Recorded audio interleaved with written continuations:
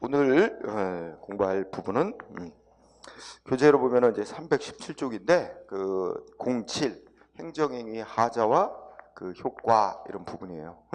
그래서 작년 판책으로는 한 300페이지쯤 되나? 페이지가 행정행위 하자와 그 효과.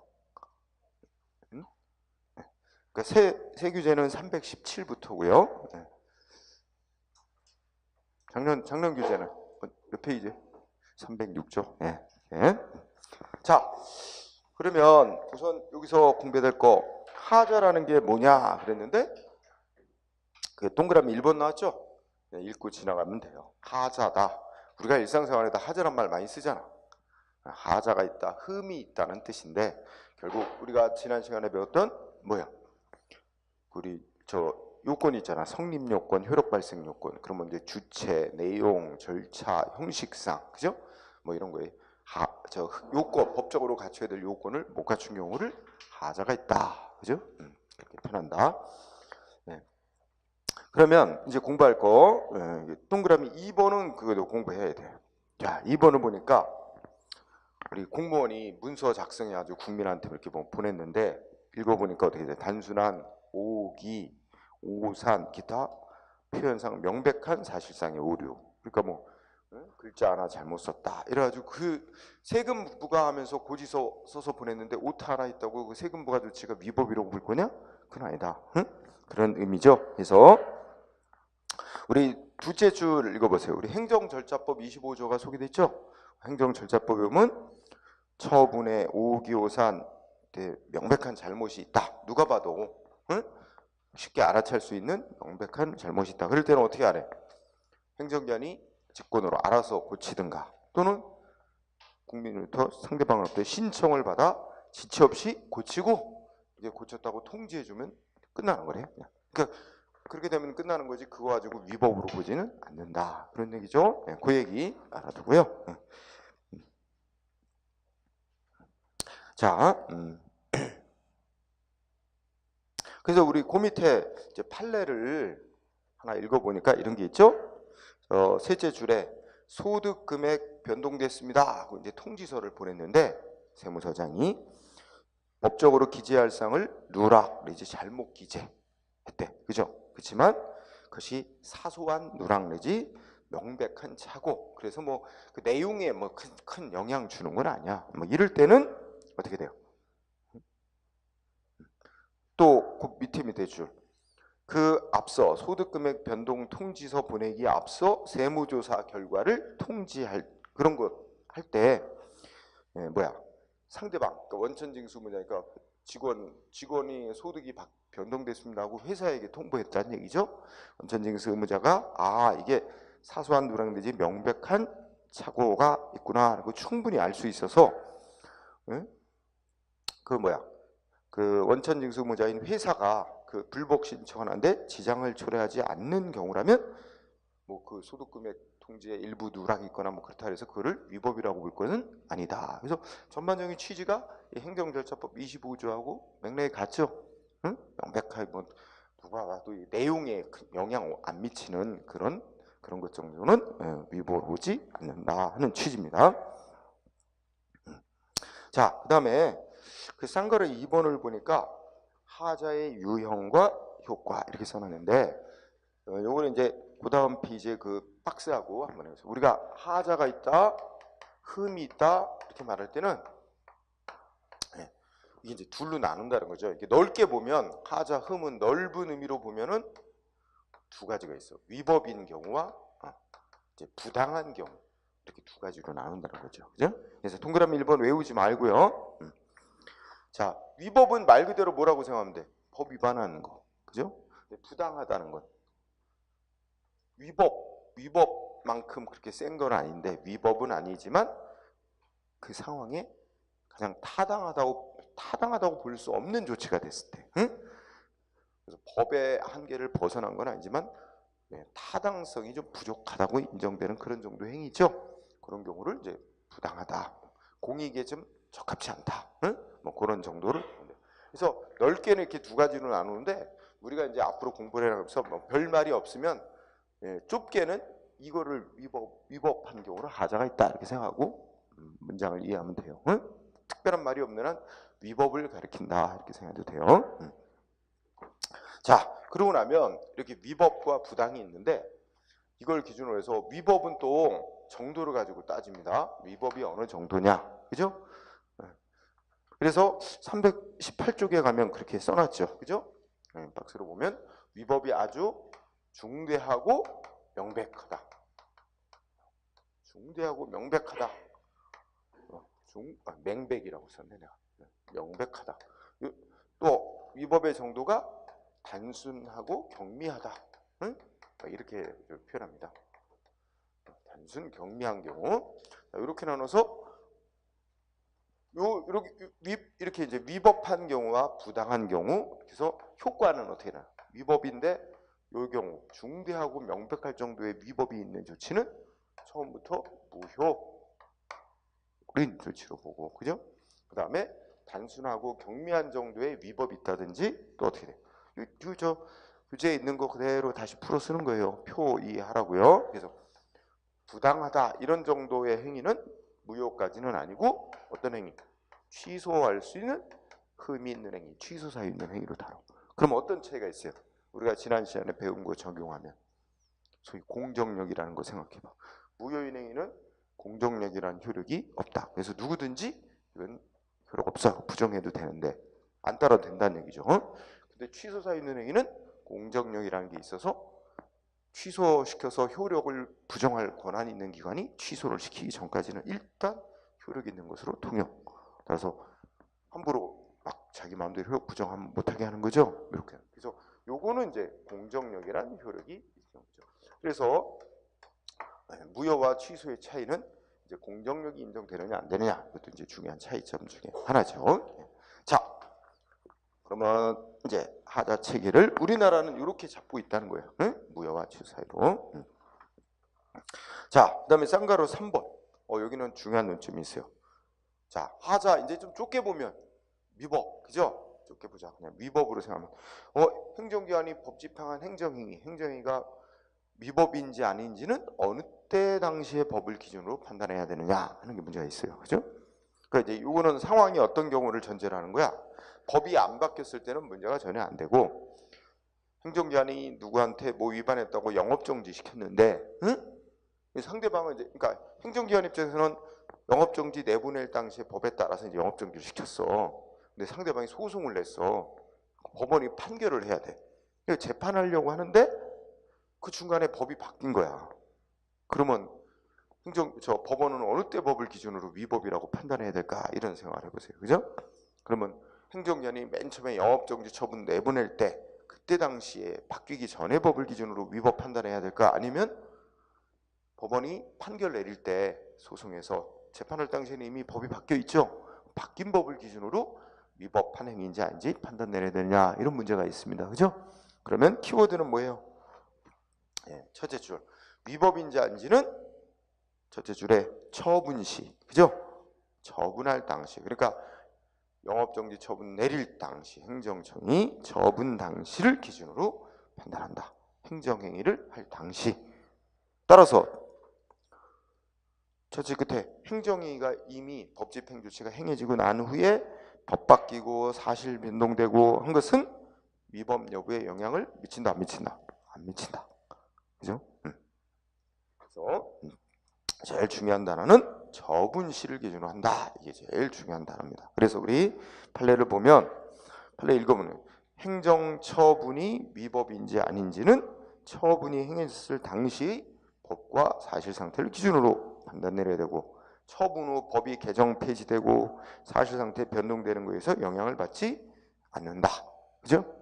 따라서 이 밑에 이제 사건을 보면 난민 인정 거부 처분 있었죠. 그죠? 이게 이제 실제 콩고에서 콩고에서 우리나라로 이제 들어온 사람이 있어. 콩고 사람. 근데 그 사람이 이제 그 콩고에 내전이 일어났었거든. 그래서 막 그 자기가 이제 그 잡히면 이제 정치적으로 반대파다 해가지고 이제 잡히면 죽을지도 몰라. 그래갖고 우리나라에 난민으로 인정해달라고 신청을 한 거예요. 그러면 이제 국제법상 난민으로 인정이 되면 우리가 이제 난민으로 인정하면 국제법에 적용받아서 우리가 보호해줘야 됩니다. 예. 우리 국내에 머물 수 있도록 해주고 뭐 여러 가지가 있는데, 근데 이제 법무부 장관이 결정하는 거거든, 시정은. 근데 법무부 장관이 난민으로 거부했어요. 인정을 안 해줬어요. 응? 근데 그 거부당한 자가 취소해달라고 행정소송을 냈죠. 그런데 이제 재판하는 도중에 콩고의 내전이 이제 끝났어. 그래서 이 사람은 이제 콩고로 돌아가도 뭐 처벌당하거나 이럴 위험성은 사라졌어. 그래서 소송 재판 도중에 법무부 장관이 뭐라 그런 거예요? 아이고 저 뭐야 지금 다 내전 저 끝났으니까 난민 인정 거부한 거, 응? 뭐 위법이라고 할 수 없다, 이런 식의 논리를 폈죠. 그러나 법원이 인정해요? 안 했죠.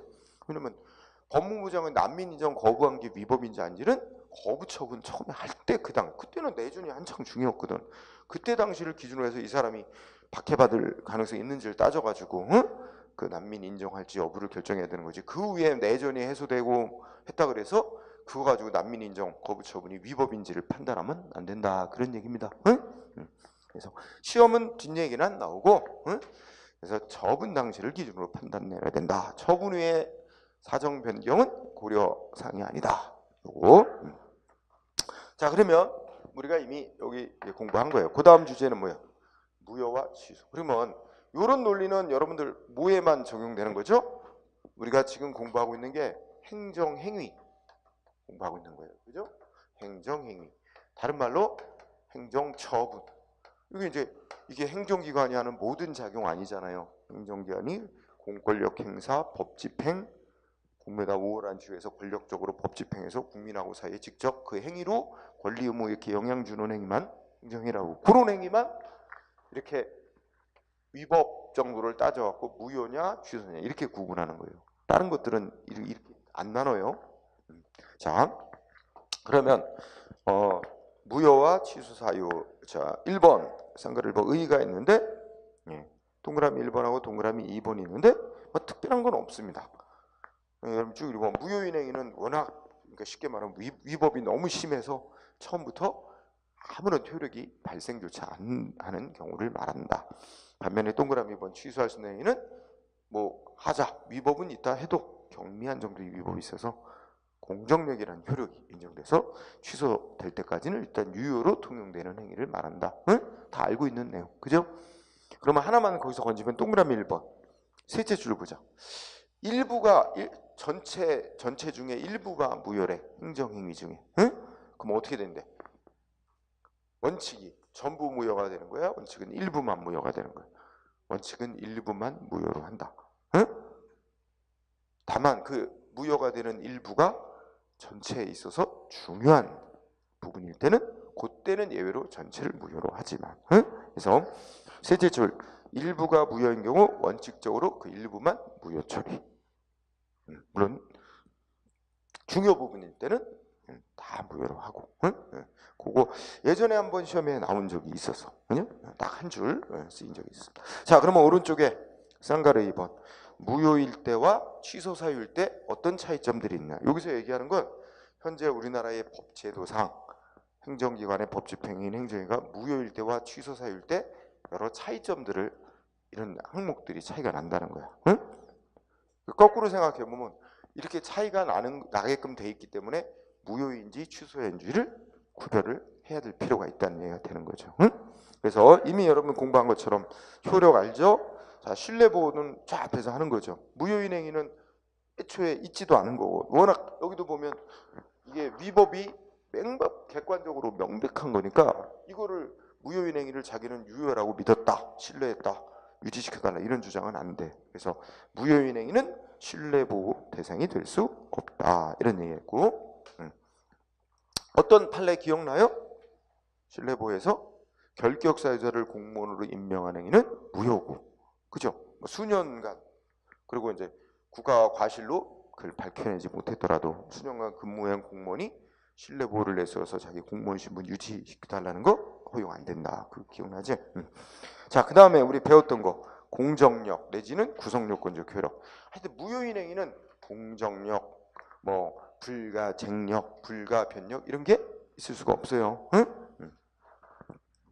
불가쟁력 없죠. 그 다음에 선결 문제도 배웠죠? 조금 아까 공정력과 연관된 얘기고. 그러면 안 배운 게 하자의 치유 전환, 하자의 승계 이런 부분을 안 배웠고, 또 쟁송 형태, 쟁송 요건은 행정 심판, 행정 소송에 있어서 차이 나는 점을 얘기하는 겁니다. 그죠? 그래서 뭐 어차피 이제 뒤에 저 심판 소송 이미 이제 순서상 우리는 2권부터 먼저 강의가 됐었으니까 쟁송 공부를 했으면 이해할 수 있을 겁니다. 그래서 조금 유의할 거, 치유 전환. 이건 조금 이따 할 테니까 어쨌든 여러분들이 다 보되, 여기서 이제 쟁송 형태에서 두 번째 거 보세요. 쟁송 형태 무효인행위. 무효인행위의 두 번째 점 뭐 있어요? 무효인행위에 대해서 취소송할 수 있대요, 없대요? 원래는 무효인행위에 대해서는 무효 확인 소송을 내는 게 원칙인 거야. 그죠? 근데 국민이 무슨 소송 내? 취소송을 내고, 취소송은 취소 판결 해달라는 거예요. 근데 실질적인 주장은 그 취소라는 표현을 쓰지만 원래부터 무효였음을 선언하는 의미로 취소 소송하는 거죠. 응? 그래서 무효 선언을 구하는 의미로 취소송 제기하는 거 받아주고 있다. 그죠? 그 대신에 받아주는데 우리 판례는 그걸 허용하는데 대신에 취소 소송 형식으로 제기하니까 취소 요건을 구비해야만 한다는 게 조건이었고, 그 다음에 그래서 그 쟁송 요건 같이 요건에도 그 두 번째 써놓은 겁니다. 사정 판결은, 사정 판결이 어떤 판결이에요? 네, 그렇죠. 그러니까 이제 위법이라는 거는 맞는데 뭐야? 공익 때문에 공익적 사정을 고려했다. 그래서 사정 판결에 공익적 사정을 고려해서 판결을 하는 거죠. 그러면 행정행위가, 행정처분이 위법은 맞는데 이거 취소하기는 곤란하다. 취소하면 공익에 너무 큰 지장을 초래할 수 있다. 위법인 채로 공익을 위해서 유지시키는 그런 판결이죠. 예외적으로는 위법인데도 유지시키는 판결인데, 그러면 뭘 유지시키냐? 효력을 유지시키는 거야. 그럼 효력이 일단 발생을 해야 되는 게 전제잖아. 위법이더라도. 그러니까 취소할 수 있는 정도의 위법인 행위만, 위법이지만 효력 발생한 걸 유지시키는 거죠. 응? 무효인 행위는 유지시킬 효력이 생기지도 않았어요. 그러니까 위법이지만 공익을 위해서 유지한다라는 논리가 적용될 수가 없죠. 유지시킬 효력 자체가 아예 생기지도 않았으니까. 그래서 무효인 행위는 사정 판결이란 걸 내릴 수가 없는 행위다. 이런 얘기고. 그 다음에 그 간접강제 이런 걸 잘 좀 유의해 두세요. 간접강제 이런 게 이제 조금 어려운 거죠. 어렵다기보다는 그 좀 난도가 있는 거지, 그지? 간접강제가 뭐였어요? 간접강제가 이제 상대방이 소송을 내서 이겼어. 그래가지고 행정기관이 야, 얘 신청받고 요건 다 구비했는데 왜 행정기관 거부하느냐? 응? 해줘야 된다는 취지로 판결했어. 그러면 행정청이 국민의 신청에 대해서 다시 이제 판결 취지에 따라서 다시 조치를 해줘야 되는데 안 해주고 있어. 그럼 가서 이제 법원 가서 일르지. 법원이 해주라고 판결했는데 행정기관이 안 해줘요. 그래서 일르면 법원이 기간을 정해서 그때까지 해줘라 하고 명한단 말이에요. 그죠? 그러면 근데 그 기간이 지나도록 안 해줘. 그러면 하루 지날 때마다 돈 얼마씩 물어줘라. 이렇게 이제 압박용으로 돈 물어주게 하는 게 간접강제죠. 응? 근데 뭐 오른쪽 왼쪽 잘 보세요. 자, 신청받고 거부 처분한 거 무효라고 판결 내렸대 법원이. 응? 근데 거부 처분 무효 확인 판결 내리면 역시 행정청은 어떻게 돼? 판결의 취지에 따라 신청에 대해서 다시 처분을 해줘야 되는데 안 해줘. 그래도 이거 법원에 이르면 법원이 뭐 기간 지날 때마다 얼마씩 물어줘라. 이거 그거 못하게 돼 있다는 거죠. 응? 간접강제 못하는 거예요. 거부처분 무효하기. 근데 거부처분에서 취소 판결 내려지면 그 간접강제를 할 수 있도록 해놨다는 거죠. 응? 그러니까 국민의 입장에서는 어떤 소송하는 게 좋겠어? 취소송하는 게 좋겠죠. 거부처분 취소, 그죠? 그래서 이거 뭐 이미 소송에서 공부한 거고 또 할 기회가 있을 테니까 이거 중시하세요. 그 다음에 맨 밑에 칸 보면 무효냐 취소 사유냐 차이 안 나는 거 있어. 대표적으로 뭐 있어요? 시험에 한번 나왔었는데 위법인지 아닌지 판단하는 기준은 동일한 기준으로 판단합니다. 응? 그러니까 아니 여기 보세요. 무효인지 취소사유인지는 이거 뭐 갖고 구분하는 거예요? 위법의 정도 가지고 따지는 거지. 이게 어느 정도의 위법이 있느냐 이거는 이제 차이가 나지만 이게 위법이냐 아니냐 우리 뭐 갖고 판단하는 거예요? 주체상 구별될 요건 구비 못했느냐, 절차, 형식, 내용, 그죠? 똑같은 기준으로 위법인지 아닌지 판단 안 내리고 위법의 정도 가지고만 딱 무효와 취소 사유를 구별하는 거예요. 그러니까 위법한지 아닌지를 판단하는 기준은 동일한 기준으로 판단을 하는 겁니다. 응? 그 다음이 뭐 또 차이 안 나는데 국가의 손해배상 책임이 인정되는데 차이가 없습니다. 그러니까 우리 손해배상 국가의 손해배상 책임은 뭐만 인정되면 되는 거야? 위법한 행위였다. 그것만 인정되면 되는 거지. 위법의 정도가 어느 정도냐는 배상 책임 인정에 영향이 없습니다. 응? 그러니까 공무원의 위법한 직무행위로 손해가 났다. 그러면 그 손해는 다 배상해줘야 되는 거지. 무효일 정도의 위법인 직무 수행했다. 이래서 배상을 더 많이 해주라. 그런 거 아니거든. 그래서 배상 책임 인정에 있어서는 차이가 없습니다. 응? 인정하는 데 있어서는. 그리고 세 번째 끝에 가면 집행부정지 원칙하고 예외적으로 집행정지 인정. 이것도 차이가 없어요. 무효 확인 소송이나 취소에 있어서 집행부정지 원칙이 적용된다는 건 하나만 해. 집행부정지 원칙 적용된다는 건 무효 확인 소송이나 취소이나 같거든요. 그래서 그 차이가 없어요. 자, 어쨌든 여기에 쌍가루 2번은 시험에 곧잘 잘 다뤄지는 중요한 파트예요. 그래서 오늘 배울 것도 있고 또 배워 나가야 될 것도 있습니다. 자, 그러면 320쪽에 와보세요. 자, 그러면 쌍가루 3번 이번에는 뭐야? 그러면 어떤 때 무효고 어떤 때 취소 사유로 볼 거냐? 구별 기준이죠. 거기 보면 법에서 이렇게 되면 무효다라고 못 박아놓는 경우도 드물지만 있다 이거야. 응? 그래서 뭐 국가공무원법, 지방공무원법 쭉 읽어나가면서 결국 어떻게 된대? 우리가 키워드. 응? 두 번째 끝에 공무원한테 뭐 안 주면 의견 진술 기회 부여하지 않고 징계 결정을 내렸다더니 그럼 뭐래? 무효. 요거 밑줄 쳐주세요. 의견 진술 기회를 부여하지 않고 행한 결정. 공무원 징계 처분할 때, 응? 뭐 이런 결정은 무효라고 써놨어.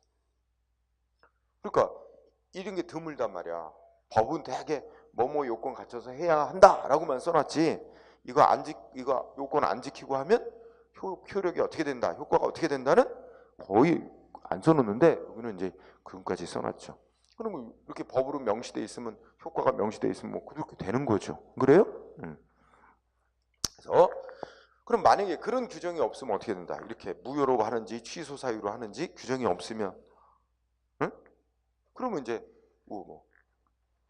지금 우리 공부한 대로 통설과 판례에 따라서 이제 판단할 수밖에 없는데, 어쨌든 그 셋째 줄에 무효라는 부분이 아주 중요해요. 시험을 내면 이제 뭐라고 해? 고기를 취소 사유로 바꿔낸다든지 그런 거야. 자, 그러면 학설 및 판례의 태도가 나오는데 다 하지 말고 두 개 학설만 공부한다. 하나 맨 위에 거 중대 명백설, 그죠? 그래서 이게 우리의 현재 통설 판례의 원칙적인 태도, 그죠? 그 다음에 명백성, 보충 요건설 이렇게 두 개만 공부하세요. 그러면 자, 중대 명백설은 말 그대로 뭐야? 위법의 정도가, 그러니까 행정기관의 법 집행위가 법을 위반한 정도가 중대할 뿐만 아니라 객관적으로 봐도 명백할 때만 무효로. 그래서 두 가지가 다 충족돼야 돼요. 동시에 위법이 어떻게 돼? 중대하고 또 명백해야 됩니다. 두 가지가 충족. 중대하고 명백. 응? 중대하기만 하고 명백하진 않으면 취소 사유. 위법이 명백하긴 한데 중대한 위법은 아니다. 이 둘이 취소 사유. 그죠? 그렇게 되는 거죠. 요 입장. 반면에 명백성 보충 요건설은 중대 명백설의 입장에 따르면 무효로 인정되는 범위는 좁아요. 왜냐면 두 가지가 다 충족이 돼야만 무효로 보는 거 아니야. 그렇죠? 그럼 상대적으로 뭐가 더 많겠어? 위법이 있다 해도 취소 사유로 보는 경우가 거의 많겠죠. 응? 그러다 보니까 취소 사유로 보게 되면 여러분 어떻게 돼? 일단 뭐 공정력 때문에 위법이 있더라도 국민은 일단 따라야 된다, 복종해야 된다 이런 얘기 아니야, 그죠? 근데 무효로 인정되는 의무가 좀 넓어지면 국민 안 따라도 되잖아. 그런 측면에서 우리의 통설 판례가 취하는 중대 명백설은 너무 무효를 좁게 본다. 응? 좀 무효를 조금 넓게 인정할 필요가 있다는 관점이에요. 그래서 학설 이름을 그대로 분석하면 명백성은 보충적인 요건으로 다루자 이거예요. 응? 그러면 무효로 인정되는 데 있어서 뭐만 있으면 일단 원칙으로 무효로 봐. 위법이 중대하기만 하면, 그죠? 중대한 위법만 있으면 일단 무효로 보자. 그리고 이게 위법이 명백해야 된다는 거는 경우에 따라서 어느 때느냐면 이거 중대한 위법이다 해서 바로 무효로 하면 이것도 이해관계 있는 다른 국민들이 얽혀 있어갖고 이게 이제 법적인 혼란을 막 가져올 우려가 있다, 그죠? 이럴 때는 위법이 명백까지 있어야만 그 무효로 보고, 그러지 않고 이렇게 이해관계가 얽혀 있는 사람들이 없다면 그냥 상대방하고만 관계된다면 뭐 하래 돼? 그 바로 중대한 위법만 있어도 무효로 해주자. 응? 상대방 구제를 위해서. 이런 시각이죠. 그래서 위법이 중대해야 된다는 건 무효로 인정하는데 필수. 다만 명백성까지 필요한지는 경우에 따라서. 응? 이렇게 하잖아요. 이렇게 하게 되면 어떻게 됐어요? 명백성 보충 요건서는 무효로 인정되는 범위가 넓어져요, 좁아져요? 조금 더 넓어지죠. 무효로 인정되는 그런 경우. 그러면 왜 이 두 번째 학설도 공부해야 되냐면 현재 우리 판례가 원칙은 첫 번째 설을 따르면서도 명백성 보충 요건서를 취한 판례도 있어요. 예외적이지만. 응? 그래서 두 개 학설. 나머지는 굳이 꼭 안 해도 괜찮아요. 응? 두 개 학설만 잘 읽으세요. 그럼 이제 이걸 판례로 확인해 보자. 자, 오른쪽에 보니까 맨 위에 제목이 중대 명백성 판단 기준에서 1번은 읽어보면 우리가 이제 위법이 중대하고 명백할 때 그 무효로 보는데, 그러면 거기 첫째 줄 뭐라 했어요? 행정처분이 당연 무효인 처분이다. 당연 무효라고 하기 위해서는 단지 위법 있다 이것만 갖고는 부족하고, 자, 위법이 정도가 어느 정도야 돼? 법의 중요한 부분을 위반한 중대한 위법이 있고, 또 어떻게 된대? 객관적으로 외형상 위법이라는 게 명백해야만 한다. 두 가지 다 필요하다. 그래서 셋째 줄 하자. 위법이 중대하고 명백한지 여부를 판별함에 있어서는 법의 목적, 의미, 기능 등을 왜 이런 법 규정을 만들었을까? 응? 왜 이런 절차 이런 거 지키라고 해놨을까? 뭐 이런 거 있잖아, 그죠? 그런 법 제정의 목적을 고찰하고 구체적인 사안의 특성도 고려해가면서 판별해야 된다. 외울 건 아닙니다. 응? 그래서 그런 정도. 그러면 여러분들이 2번, 3번, 2번, 3번을 이제 공통점으로 하나 묶어보세요. 그러면 자주 쓰인 건 아닌데 넷째 줄 끝에 보세요. 넷째 줄 끝에 그 밑줄 쳐놨죠? 2번에서 사실관계의 자료를 정확히 조사해야 비로소 하자 유무가 밝혀질 수 있는 경우, 이렇게 붙여주세요. 자, 그러면 앞에를 읽어볼까요? 자, 일단 앞에 두 줄은 첫째 줄 행정처분에, 그러니까 공무원들이 국민한테 처분하면서 뭐랬대요? 사실관계를 오인하고 처분한 거야. 그래서 일단 하자가 있는 처분이래. 사실관계를 오인한 하자 있는 처분을 하긴 했대요. 그러니까 위법은 위법이라는 거예요. 사실관계 오인하고 하자 있다 그랬으니까 위법은 있는데, 그래서 그 하자 위법이 중대하다고는 하더라도 객관적으로 명백하지 않다면 무효라고 할 수 없는 바, 하자가 명백하다고 하기 위해서는 그 사실관계를 오인한 근거된 자료가 외형상 상태성을 결여하거나 객관적으로 그 진정을 인정할 수 없는 것이 명백한 경우래야 한다. 그런데 사실관계의 자료를 정확히 조사를 해봐야만 이게 그 오인한 건지 아닌지 이거를 명백히 밝혀질 수 있는 경우라면 외관상 명백하다고 볼 수는 없다. 결국 무슨 얘기야? 그러면 첫째 줄 행정처분의 사실관계를 오인한 하자가 있는 경우, 이 처분은 사실관계를 오인하고 해서 위법한 처분인 건 맞는데 그렇다고 해도 넷째 중 그 사실관계 자료를 정확히 조사를 해봐야 비로소 이게 하자가 있는 처분이었는지 이렇게 밝혀질 수 있는 경우라면 결국 무효로 본다 아니다. 무효로는까지는 안 본다. 위법이라도 취소 사유로 본다 하는 말이죠. 응? 왜냐하면 이유는 명백하지는 않다고 보니까 중대한 위법은 있다 하더라도 그죠? 그러니까 이거를 어떻게 비유해 볼까? 그러니까 이렇게 이제 비유해 볼까? 어떤 사람이 자동차를 갖고 있었는데 그럼 자동차를 소유하고 있으면 자동차세라는 게 부과되고 납부해야 되는데 근데 그래서 이제 공무원 측에서 그 사람한테 자동차세를 부과했는데 아마 그게 굉장히 복잡했나 봐. 그 사람이 자동차를 불과 얼마 전까지 소유하고 있었는데 또 뭐야 그죠? 세금 부과 기준이 되는 날짜 뭐 하루 이틀 상관해서 뭐 누구한테 팔았다 그러고 그때는 자기 소유가 아니라 그러고 뭐 이러면서 이게 자동차 보유 여부가 그 세금 부과하는 시점을 기준으로 해서 이 사람이 그 당시에 세금 부과하는 기준 되는 시점에 자동차를 보유하고 있는 건지 아니면 그 전에 이미 소유권이 넘어가서 딴 사람한테로 넘어가 있는 건지 이런 게 애매할 수가 있는 경우가 있겠죠.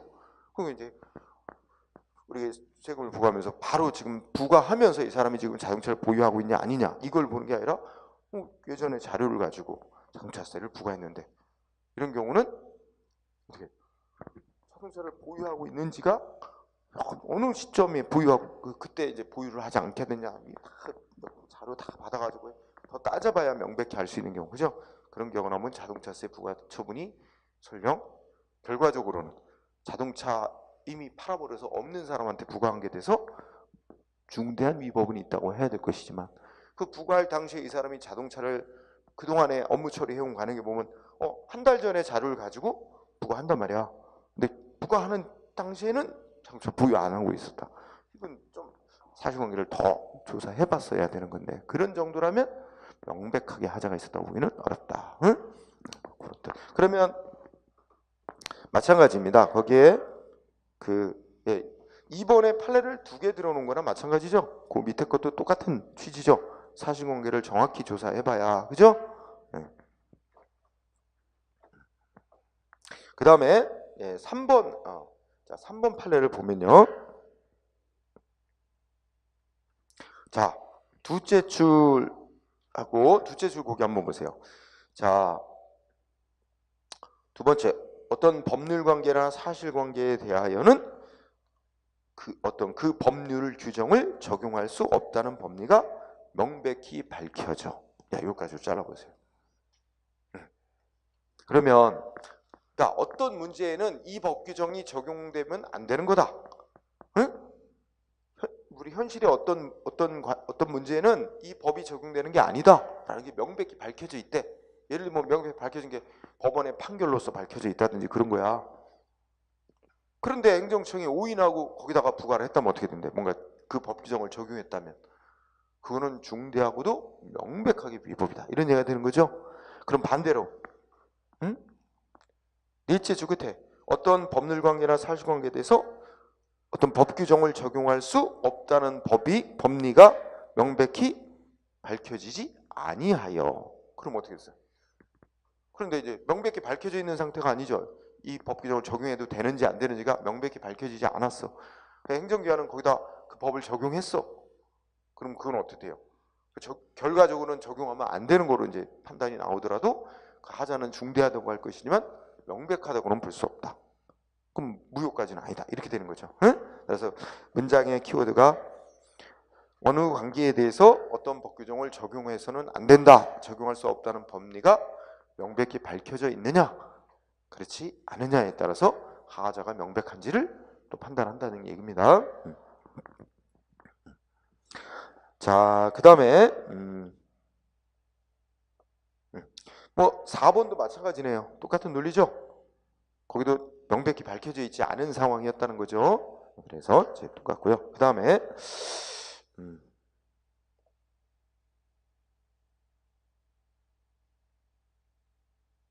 자, 5번은 그냥 같이 읽어볼까요? 뭐라고 되어 있어요? 행정청이 법규정 문헌상 처분 요건의 의미가 분명함에도 여기는 법의 규정이 뭐였어요?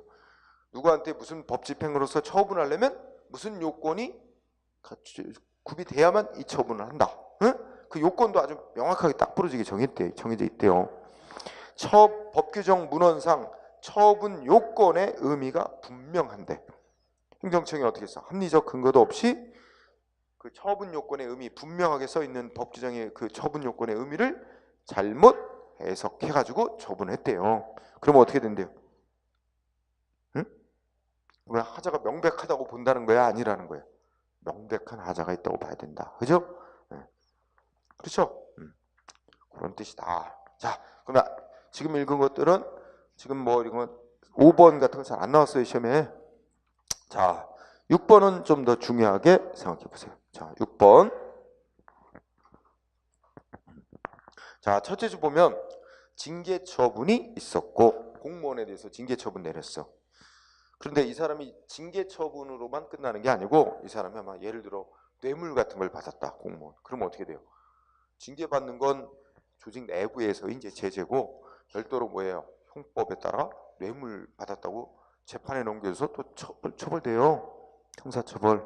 그럼 공무원인데 징계 처분을 받고 그와 별도로 형사재판에 넘겨져서 재판했는데 거기서는 뭐라고 선고됐대? 무죄. 응? 형사재판에서는 무죄. 그리고 무죄가 나왔다는 얘기는 이 사람은 이 공무원은 뇌물 받았다는 게 인정이 안 된다 해가지고 뭐야? 무죄로 선고돼서 확정났대요. 그럼 결과적으로 뭐가 마찬가지래. 이 공무원 뇌물 받은 게 인정이 안 되는데도 징계 처분을 한 게 되잖아요. 결과적으로 보면. 하지만 아까 처분이 위법인지는 어느 때를 기준으로 판단한다 그랬어?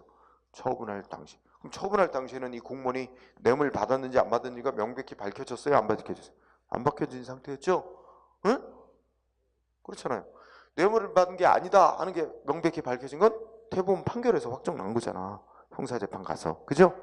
처분할 당시에는 뇌물 받지 않았다는 게 명백히 밝혀져 있는 건 아니었기 때문에 결국 이 징계 처분은 무효는 아닌 거예요. 그러면 결과적으로는 뇌물 받지도 않은 공무원한테 뇌물 받았다고 징계 처분한 게 돼서 중대한 위법은 있다. 징계 처분 이렇게 볼 것이지만 명백하게 처분 당시를 기준으로 볼 때 명백하게 위법했다고 할 수는 없기 때문에 이 징계 처분은 취소 사유 있는 징계 처분이 된다. 그죠? 그럼 취소 있는 징계 처분은 일단은 취소 사유가 있는 거고 결국 어떻게 해야 돼? 징계한 인사권자가 징계 처분 취소하든가 직권으로 아니면 어떻게 돼? 본인이 싸워야지. 취소해달라 소송 내든가 이렇게 해서 취소를 받아야 되는 거죠. 자, 6번은 중시. 그 다음에 7번 여기 뭐 정비사업 이렇게 나오고 하는데요. 좀 더 다른 말로 바꾸면 어느 지역이 재건축 사업 지역이다, 재건축 사업 구역이다 뭐 이런 게 지정이 돼야 어떻게 돼요? 그러면 여기에 땅이나 건물 소유한 자가 이제 재개발 조합의 구성원이 조합원 자격이 인정되고 해요. 이 재개발 구역 밖에 있는 사람은 재개발 조합의 조합원 자격이 주어질 수가 없죠. 응? 그러면 보세요. 이 구역이 어디까지인가 먼저 정해져야, 응? 구역이 지정이 돼야 그 조합원이 될 수 있는 그 자격 가진 사람들이 얼마나 되고, 응? 하는 게 밝혀지는 거죠. 자, 그래서 여러분 시험에 뭐 했어요? 그 넷째 줄에 보니까 자, 정비구역을 먼저 지정하고 고시를 먼저 해야 된단 말이야. 근데 정비구역 지정 고시를 먼저 안 한 채, 응? 시장 군수가 뭐부터 해줬대요? 응? 재개발조합 설립추진위원회 구성하라고 승인 내줬대. 응? 이거는 뭐예요? 허용될 수가 없는 일이고 이거 했다면 무효다. 그죠? 왜냐면 그 앞에 문장을 읽어보세요. 응? 첫째 끝에 보니까 무슨 재개발조합 첫째 끝에 재개발조합 설립추진위원회가 구성이 되려면 그에 앞서 그 전제 조건으로 뭐야? 토지 등 소유자의 범위가 명확히 확정돼야 된단 말이야. 응? 그리고 토지 소유자 이 토지 등 소유자의 범위가 확정되려면 먼저 뭐야? 정비구역 및 정비구역이 어디까지인지가 지정 고시가 먼저 돼야 되는 거다. 그래야 이 대상이 되는 토지 등 소유자의 범위가 명확해지는 거죠. 그죠? 그래서 그 구역 내의 토지 등 소유자의 몇 사람 이상 동의를 얻어야 뭐가 이게 조합설립추진위원회도 구성이 될 수 있고 하는 거란 말이에요. 응? 자, 이것도 중시하세요. 7번도. 네. 자, 그 다음에 뭐 그 정도. 그 다음에는 다른 것들은 참고로 뭐예요? 시험에 나왔던 거 중요한 것만 할까요?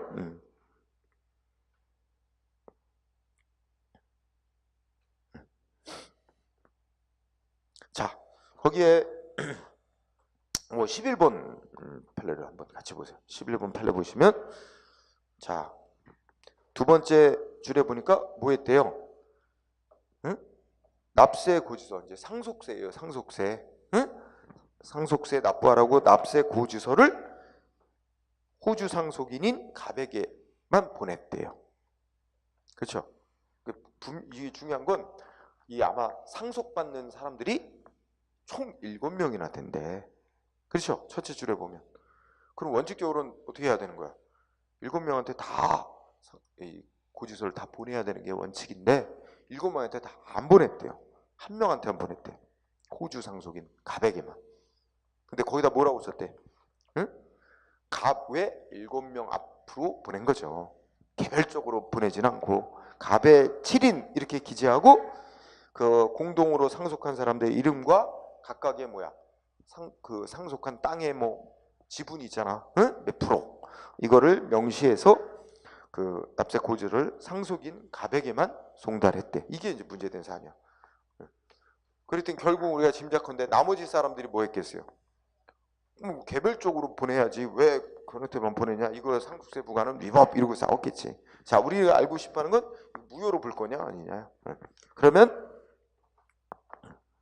그러면 결국 어떻게 돼요? 두째 줄부터 보면 이 갑에게만 납세 고지서 보냈는데 이거 다른 공동 상속인들한테도 효력이 있다는 거야.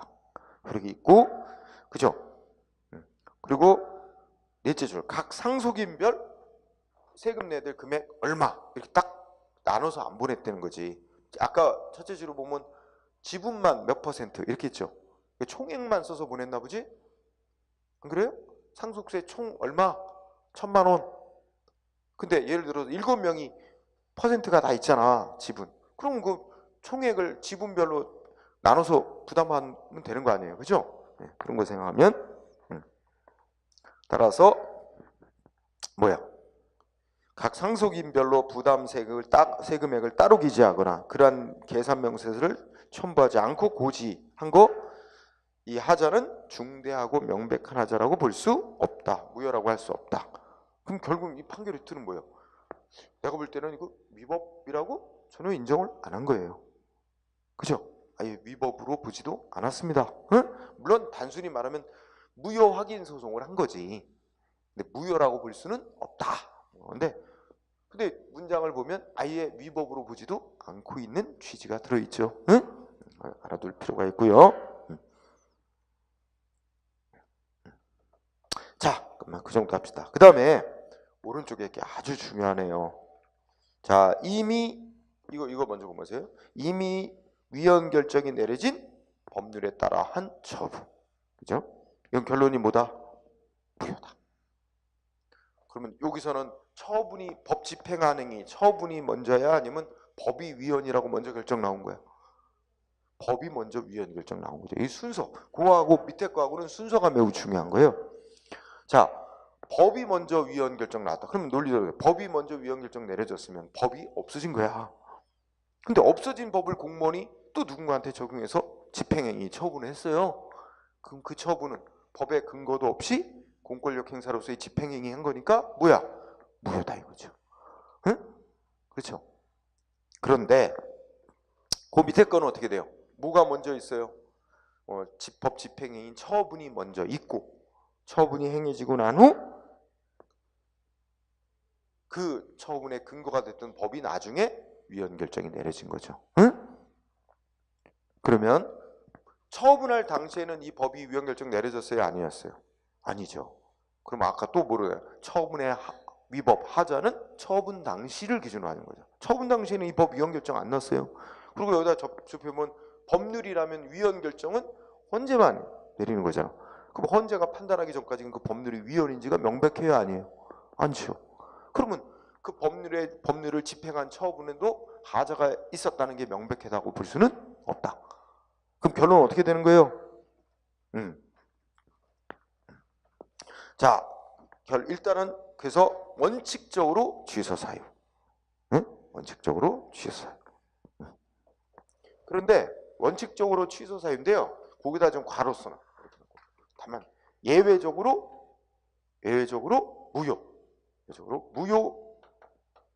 무효인 경우도 인정한 사례가 있어요. 그다 아예 써놓으세요. 처분 후 그 근거 법령의 위헌 결정이 내려진 후 그 처분은 하자가 중대하지만 명백하다고 할 수 없어 원칙적으로 취소 사유. 그런데 우리 아까 학설 공부했잖아. 하자가 중대하기만 하고 명백하지는 않더라도 무효로 인정하는 명백성 보충 요건설이라는 그거에 따라서 무효로 한 판례가 있어요. 예외적으로. 그래서 원칙적으로 취소 사유 가르치고 예외적으로 무효라고 인정한 경우가 있습니다. 그러면 1번이 대표적인데요. 뭐라고 그랬어요? 자, 1번 판례 되게 중요한 판례 시험에 잘 쓰입니다. 그죠? 1번 읽어보면 어때요? 어떤 법률에 근거해서 행정처분을 먼저 했죠. 행정에. 처분하고 난 후에 언제가 그 법률을 위헌 결정 내렸다면 결과적으로 보면 그 처분은 법률에 근거 없이 행해진 처분과 마찬가지로 볼 수 있고 결국은 하자가 있는 처분이 된다. 근데 그렇다면 여기서는 여기서 말한 건 무슨 하자? 중대한 하자가 있다고 보는 거예요. 응? 중대한 하자 있는 처분이다. 그런데 셋째 줄. 이 셋째 줄도 이거 시험에 여기서부터를 낼래요. 일반적으로 어떤 법률이 헌법에 위반된다는 사정은 헌재가 위헌 결정 내리기 전까지는 객관적으로 명백하다고 할 수 없는 거다. 그렇기 때문에 특별한 사정이 없는 한 1년 정도의 하자는 중대한 하자이긴 해도 처분 당시를 기준으로 보면 그죠? 명백한 하자라고 보기는 어렵다.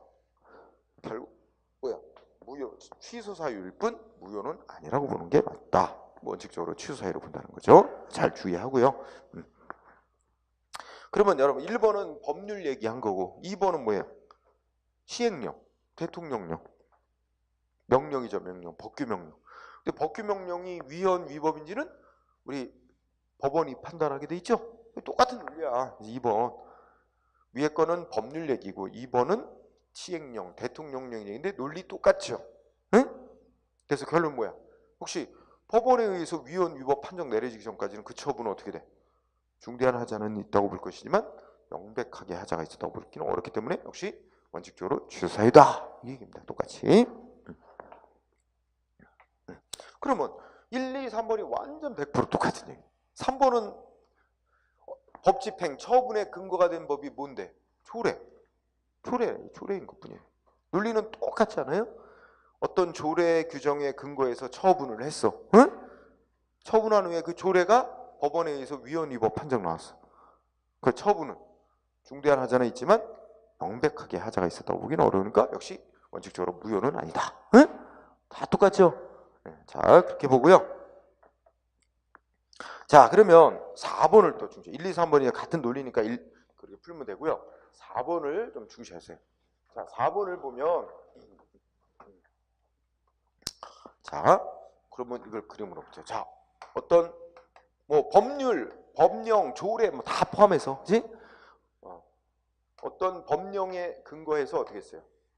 A라는 사람에게 세금 부과했다고 치자. 과세 처분, 세금 부과했어요. 응?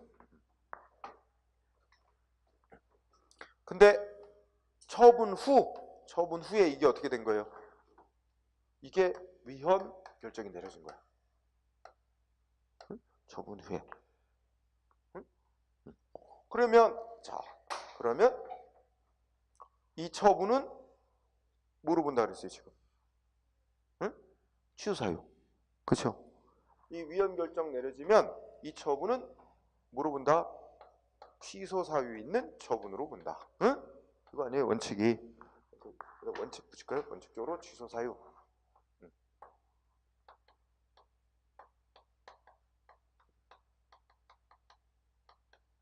자, 취소 사유. 그럼 A는 세금 내야 돼요? 안 내도 돼요? 아까 여기서 취소사유니까 세금 부과는 효력이 있는 거예요, 없는 거예요? 있는 거죠. 공정력이 있어서. 안 내면 어떻게 될까요? 강제징수할 수 있을까요, 없을까요? 네. 자, 일단 하나씩 잘라놨죠. 그래서 4번을 보니까 자, 앞에 부분 있는데 하여튼 밑줄 친 부분 보세요. 자, 이미 취소송 기간을 경과해서 확정력, 다른 말로 불가쟁력이에요. 응? 그 확정력은 불가쟁력을 의미합니다. 자, 확정력이 발생한 처분에는 위헌 결정의 소급효가 미치지 않는다. 말이 어렵지? 그냥 위헌 결정한 거가 영향 안 준다는 얘기죠. 응? 그럼 보세요. 자, 그러면 A는 어떻게 할 수 있어요? 자, 과세 처분 받고, 응? 세금을 아니 어떻게 다 하여튼 과세 처분 받는데 위헌 결정 내려졌다. 그러면 A는 이거에 대해서 취소할 수 있어요, 없어요? 소송 기간 안 지났으면 취소해달라고 소송을 할 수 있지. 근데 여기는 지금 문제가 어떻게 되는 거야? 소송 기간 지났어요. 즉 세금과 처분받고 알았는데 90일이 지났다. 그러면 예. 그럼 여기다 그대로 순서 써볼까요? 근데 불가쟁력이 생겼다. 응? 소송 기간 지났다. 그러면 어떻게 돼요? 소송 못한다 이거지. 근데 A가 주장해요. 야, 이거 그 세금 부과의 근거 없는 위헌이라고 결정 나왔지 않느냐? 그러니까 위헌 결정 내려졌으니까 소송 기간 지났어도 취소대로 소송하는 거 허용돼야 되는 거 아니냐? 위헌 결정의 효력을 여기다 이제 적용해서. 근데 위헌 결정의 효력 여기에 영향 안 준대요. 소송 기간 지나봤으면 취소하고 소송 못 한대. 그래서 4번이 아주 중요한 판례. 이미 취소 기간 지나서 불가증력이 발생한 처분이라면 위헌 결정이 내려진 거하고 상관없이 소송 제기할 수 없게 된다. 응? 이 뜻이 됩니다. 위헌 결정에 소급효가 영향 미치지 않는다. 소급효가 미치지 아니한다. 중요.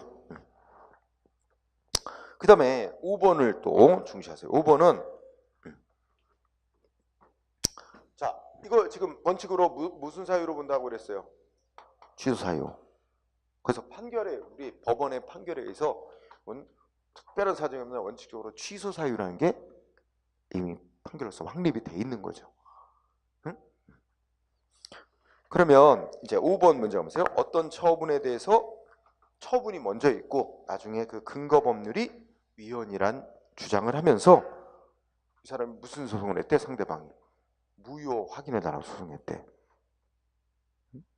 그러니까 여기다 살을 붙여볼까요? 똑같은데 이거에 대해서 B라는 사람이 있어. B도 이 법에 따라 세금 부과를 받은 거야. 근데 이 사람 무슨 소송했어? 이 세금과의 근거 법률 위헌이라고 주장하면서 자기한테 과세 처분한 건 무효임을 확인해 달라고 소송을 했대요. 이 사람은 무효 확인하는 판결을 내려달라고 주장하는 거죠? 그러면 법원은 어떻게 하면 된대? 특별한 사정이 없는 한 법원은 어떻게 하면 돼요? 그 주장하듯이 그 법률이 처분에 근거가 된 법률이 위헌인지 아닌지 심사할 필요 있대 없대? 응? 심사할 필요도 없대. 왜 그럴까요? 왜 판단할 필요가 없대요? 위헌인지 아닌지. 그럼 반대로 얘기해봐. 위헌이라고 판단을 내려봐. 판단해서 이 근거 법령 위헌이라고 판단을 내려봐. 그럼 위헌이라고 판단을 해도 그 과세 처분은 어떻게 되는 거예요? 무효가 아니라 취소 사유로 본다는 얘기니까. 근데 이 사람은 무효라고 주장하는 거 아니야. 이 법률 위헌이라고 심사 판단을 내려봐야 어차피 이 사람이 주장하는 무효라는 주장은 안 맞아요. 취소 사유야. 그러니 근거 법령이 위헌인지 심사할 필요도 없다 이거예요. 그리고 이 사람이 무효라고 주장하는 건 안 맞으니까 뭐해래? 무슨 판결? 기각. 제일 중요한 단어는 기각이에요. 기각. 각하라고 쓰면 안 돼요. 각하가 아니라 기각. 이 사람이 주장하는 게 안 맞으니까 기각이죠. 응? 그래서 또 시험에 나왔었고, 그죠? 그 다음에 6번. 6번은 이렇게 생각해 봅시다. 자, 그러면 여기서 똑같아요. 법에 따라 세금 부과를 한 후 위헌 결정이 내려지면 위헌 결정이 내려졌다 해도 어떻게 된다? 취소 사유로 보고 이미 소송 기간 지나버렸다 그러면 취소송 제기 못하는 거다. 응? 상대방은 못하는 거다. 이렇게 된 거죠. 근데 어쨌든 이게 취소 사유니까 그러면 얘는 어떻게 될까요? 아직 저 납부를 안 하고 있어요. 그러면 세금부가 위법이긴 하지만 취소 사유 있는 세금부가니까 효과는 발생하는 거잖아. 상대방 세금 내야 되는데 납부를 안 하고 있어. 그러면 행정기한은 자 이거 시간적으로 이 위헌 결정 내려진 시간 뒤에요. 납부를 안 해요. 안 하면 어떻게 돼? 이거 세금 막 재산 압류하고 강제징수 조치 할 수 있을까요? 없을까요? 이거 할 수 없다. 못 한다는 겁니다. 이게 6번이에요. 응? 즉 6번의 첫째 줄은 지금 이 상황이죠?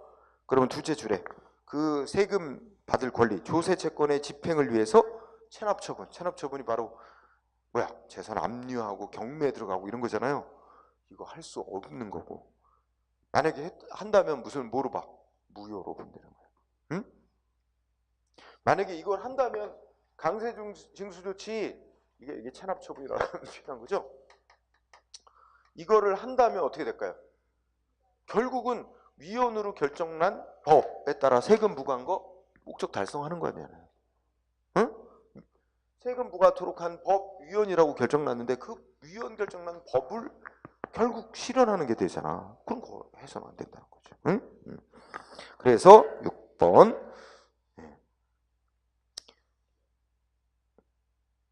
그래서 그 밑에 또 밑줄 보면 위헌 결정 나기 전에 이미 형성된 법률 관계에 관한 후속 처분. 이거죠. 이 후속 처분이 이거야. 그럼 여기까지는 어떻게 돼? 이거 보세요. 자, 법에 따라 세금 부과 그리고 이게 위헌 결정 났더라도 이 세금 부과는 결국 취소 사유니까 세금 부과는 일단 효력이 있는 거고 상대방은 세금 내들 의무가 있고 국가는 세금 징수할 권리가 생긴 상태야. 그런 상태라도 위헌 결정 내리기 전에 그런 상태가 됐더라도 어떻게 돼요? 이미 법이 위헌 결정 나오고 난 이후에는 응? 이 과세 처분 그 목적을 달성하기 위해서 후속 처분하는 건 그것이 새로운 위헌적 법률 관계를 생성하고 확대시키는 경우에 해당돼서 허용될 수가 없는 거다. 그러면서 쭉 읽어보세요. 또 따라서 우리 한 얘기 또 하는 거예요. 어떤 법에 따라서 세금 부과 그런데 나중에 법 규정이 위헌 선언하는 경우, 그죠? 세금 과세 처분은 법령이 위헌 결정 나오기 전에 과세 처분이 이루어졌고, 그지? 상대방은 이미 이거 취소 사유인데 소송 기간 다 지나버렸고, 응? 그래서 국가의 조세 채권이 확정이 됐고, 그죠? 또 여기 이 법은 위헌 결정 난 법은 무슨 법이나 세금 부과하도록만 정해놓은 법 규정이에요. 세금 낼 의무 있는 자가 안 내면 강제 징수토록 하는 규정은 위헌 결정 안 내려졌어. 그렇더라도 응? 이미 자 결국 다섯째 줄 중간에 세금 부과토록 한 법령은 위헌 결정이 난 이후에 국가의 세금 받을 권리 집행을 위한 새로운 체납 처분에 착수하거나 속행하는 것은 더 이상 허용될 수 없는 거다. 그리고 허용될 수 없는 건데 했다면 결국 중대하고 명백한 위법이 있는 행위로서 무효다. 이렇게 나가는 거죠. 응? 자, 그래서 자, 여기가 이제 시간을 잘 시점을 잡는 거예요. 요게 위헌 결정이 내려진 이후의 일이란 말이야. 위헌 결정이 내려진 이후. 그러면 세금부가 강제징수 못 들어간다. 이렇게 생각하면 돼요. 7번 똑같은 얘기를 하는 겁니다. 그죠? 7번 앞에 위헌인 법률에 기한 처분의 집행이나 집행력을 유지하기 위한 행위는 위헌 결정의 기속력에 위반되어 허용되지 않는다. 이 말은 이미 위헌 결정 내려진 다음에는 강제징수 이거 못 들어간다. 이 말하고 똑같아요. 응?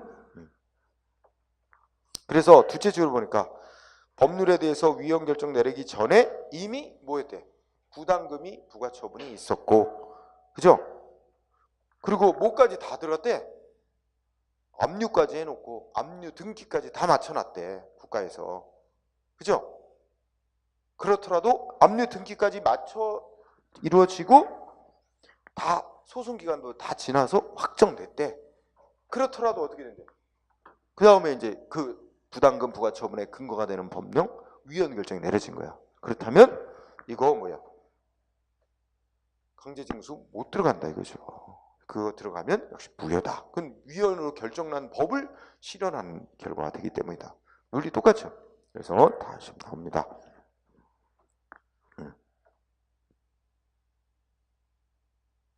8번도 똑같아요. 그죠? 항상 뭐야? 위헌 결정 전에, 근거법령 위헌 결정 전에 처분이 이루어지고 뭐 압류까지 다 해놓고 했더라도 위헌 결정 난 이후에 그 압류 처분 실행해서 세금 받는 목적 달성할 수 없는 거다. 똑같은 얘기를 하고 있는 거예요. 응? 자, 그러면 요거는 이제 요것도 이제 시험에 쓰인 적이 있어. 지금 그러면 A는 어떻게 된다 그랬어요? A 자, 세금을 부과받고 얘는 아직 납부를 안 한 사람이었다. 납부를 안 했는데 위헌 결정이 나왔고 그렇더라도 얘는 어떻게 될까요? 강제징수 안 당하겠죠? 그러면 세금 부과는 나왔는데 세금 부과 취소 사유이긴 한데 강제징수 못 들어가니까 A는 계속 안 내고 있어도 문제가 안 되죠. 그렇잖아요? 근데 어떤 A냐? B라고 하죠. B는 어떻게 됐을까요? 얘는 세금 부과받고 납부한 사람이에요. 납부한 사람. 납부했는데 뭐 했어요? 지금 똑같아. 소송기간 지나버렸어. 응? 그럼 어떻게 될까요? 이거 얘는 B 납부한 사람은 뭐가 중요해? 낸 세금을 돌려받는 게 중요하죠. 응? 그럼 이게 돌려받기 위해서는 돌려받을 수 있어? 없어? B. 돌려받으려면 두 가지 중에 하나 원칙적으로. 자, 뭐예요? 아직 소송기간을 안 지났으면 취소, 자기한테 세금 부과한 건 취소해 있는 세금 부과니까 취소해달라고 속내서 취소를 받고 낸 세금 돌려받을 수 있을 거예요. 근데 소송기간은 이미 지나버렸으면 세금 부과 취소하라고 소송을 못하니까 못 돌려받아요. 그럼 이 경우에나 지금 얘는 돌려받지도 못해. 그러면 돌려주는 방법은, 돌려받는 방법은 세무서장이 직권 취소. 아까 이제 불가쟁력 생긴 거하고 상관없잖아. 행정청은. 그러니까 세무서장이 알아서 자기가 세금 부과한 거 취소하고 받은 세금 돌려주면 돼요.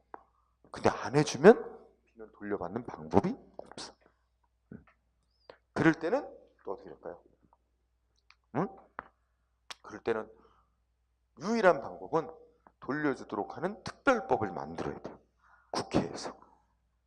따로 법을 만들어서 돌려줘라 이렇게 만들면 되는데 그건 쉽진 않겠죠. 응? 그런 사례도 있어요. 워낙 피해자가 많고 피해 금액도 액수도 크고 이럴 때는 국회에서 그런 이제 민원 제기를 신청을 받아들여서 돌려주라고 하는 특별법을 만든 일이 있어요. 있지만 아주 드물어요. 그러면 지금 두 사람 케이스인데 지금 또 어떤 사람이 있다고 칠까? 이 사람 말고 C라는 유형의 사람이 있는데 C도 얘도 납부를 했다. 그런데 납부를 해놓고 얘는 아직 소송기간 지나기 전에 소송을 제기했어. 그러면서 소송 제기하면서 뭐라고 주장해? 자기한테 세금 부과한 건 위법이다. 취소해달라. 왜? 세금 부과하도록 한 근거법령이 위헌이니까 이렇게 주장했어. 그럼 법원은 자기가 이 법률이라고 하면 위헌 결정 못하잖아. 그럼 헌재 신청을 해가지고 헌재가 위헌이라고 판정하면 그에 따라서 재판한단 말이야. 그래서 법원은 이 세금 부과하도록 한 근거법령 위헌이니까 세금 과세 처분은 취소 사유다. 취소한다 판결. 그러면 취소받고 돌려받을 수 있어요. 그러니까 실적으로 세 가지 유형의 사람이 있을 수 있다는 거지. 자, 어떤 법에 따라서 세금 부과를 받은 A, B, C 세 유형이 있는데 이 중에 C라는 사람은 일단은 내고 안 낼 수도 있고 일단 내놓고 소송을 해서 싸우고 있다. 이 사람은 위헌 결정에 따라서 세금 부과 취소받고 낸 세금은 돌려받을 수 있어요. 응? 그런데 A는 어때요? 자, B 보면 얘 내고 소송도 안 했어. 그냥 내놓기만 하고 소송 안 하고 있었어. 그랬는데 소송 기간은 이미 지났고. 그럼 얘는 취소하고 소송을 위헌 결정 나왔어도 취소송도 못 하고 돌려받지도 못합니다. 특별법 만들어주지 않아요. 그죠? 그런데 A는 얘는 납부도 안 하고 있고 소송으로 싸우는 것도 아니고 그냥 막 개기는 사람. 근데 어떻게? 안 하고 있어도 강제징수 못 들어가니까 안 내도 돼요. 결과적으로 보면 제일 편한 애가 얘야. 아니에요? 가만히 있어도 되는 거야. 얘는 힘들어 싸웠고 이 사람이 제일 웃기는 사람인데 B가 제일 선량한 착한 사람 당하는 거야. 그냥 우리 지금 현재 판례 입장에 따르면 우리 소송제도상 이렇게 될 수밖에 없다는 거야. 응? 안타까운 일입니다. 응? 판례가 바뀌길 바래. 판례의 태도가 바뀌길 바라는데 아직까지는 이러니까 꼭 알아둬. 그 다음에 맨 아래에 뭐 있었어요? 자, 똑같은 경우야. 어떤 법에 따라 처분을 했는데 나중에 근거법령위헌이라고 결정 나왔다. 그럼 아까 뭐라 했어요? 판례가 원칙으로 무효로 아니고 취사유로 본다 그랬잖아. 응? 하지만 아까 예외적으로 무효로 인정하는 경우도 있다 그랬어요. 그죠? 그래서 거기 읽어보면 자, 밑줄 친 데 보면 어떻게 있어요? 어떤 처분이 먼저 있고 나중에 그 근거법령이 위헌이라고 결정이 내려졌어요. 이런 경우에 그 어쩌고저쩌고 막 하면서 그 셋째 줄 밑줄 친 부분의 셋째 줄 그 행정처분을 무효로 하더라도 법적 안정성은 크게 해치는 거 없대. 근데 하자는 중대해서 상대방 구제해 줄 필요성은 크대. 그죠? 이럴 때는 어떻게 된대? 무효로 다룰 수 있다는 겁니다. 그러니까 자, 여기의 의미는 이 문장에서 이제 밑줄 친 데가 여기서 아까 얘기했듯이 법에 따라 과세 처분하고 난 후에 근거법령 위헌 결정 나오면 이 처분은 하자가 중대하다는 건 분명해. 근데 명백하다고는 안 본다 그랬잖아. 그럼 여기도 들은 거야. 하자가 중대한 건 맞고 명백하지는 않지만 뭐의 필요성은 워낙 크대. 상대방 구제의 필요성은 매우 크대. 그리고 이거를 예외적으로 이제 무효라고 해도 무슨 문제는 별로 안 생긴대. 법적 안정성, 해치는 문제는 별로. 법적 안정성을 크게 해치지 않는다는 얘기는 이게 이제 다른 이해관계에 있는 다른 사람들이 이해관계 있는 사람들이 없어서 법적 혼란을 안 가져온다는 얘기예요. 그러면 무효로 해주자. 상대방 구제 필요성이 크다면. 그죠? 그래서 예외적으로 하자가 중대하긴 하고 명백하지는 않은 경우, 원칙은 취사유로 다르지만 이런 경우는 예외적으로 무효로 할 수 있다라고 하는 판결이 있다는 거예요. 응? 네. 이게 바로 우리가 아까 학설을 갖다 드리면 명백성 보충 요건서를 이제 받아들이는 그런 판례로 이해할 수 있는 거다. 됐죠? 여기 지금 공부한 부분 있잖아요. 지금 이게 아주 단골이죠. 여기 시험에. 쭉 이와 관련된 연관된 얘기들이 쭉 단골이에요. 그래서 뭐 이해하면 그냥 어떻게 바꿔내든 다 맞출 수가 있게 됩니다. 자, 그러면 여기까지 하고 잠깐 쉬는 시간을 갖도록 하겠습니다.